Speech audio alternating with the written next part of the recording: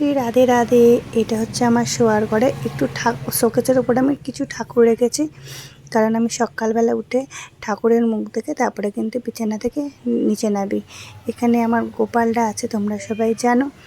আমি আমার ভোলানাথকে, আমার লক্ষ্মীনারায়ণকে, আমার মা অন্নপূর্ণাকে আগে স্নান দিয়ে দিয়েছি, মানে অভিষেক করানোর পরে রেডি করে বসে তারপরে ভিডিও করছি, নাহলে ভিডিওটা অনেক লং হয়ে যায়।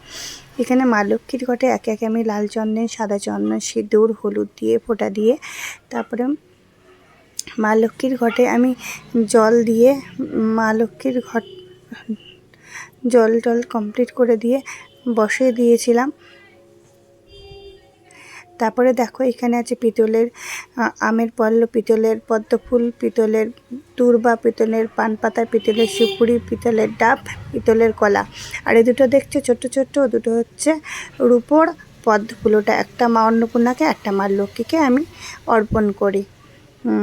আর এখানে দেখো আমার ঘট বসানো কমপ্লিট। তারপরে আমি একটু মা লক্ষ্মীর 12 মাসি বইটা পড়ে নিলাম, ব্রতকথা বইটা। তো তোমার আমার এই ছোট্ট মিনি ব্লগ ভিডিও কেমন লাগলো প্লিজ লাইক করো, কমেন্ট করে জানিও, পাশে থেকো। আমিও সবার পাশে আছি। শ্রী রাধে রাধে।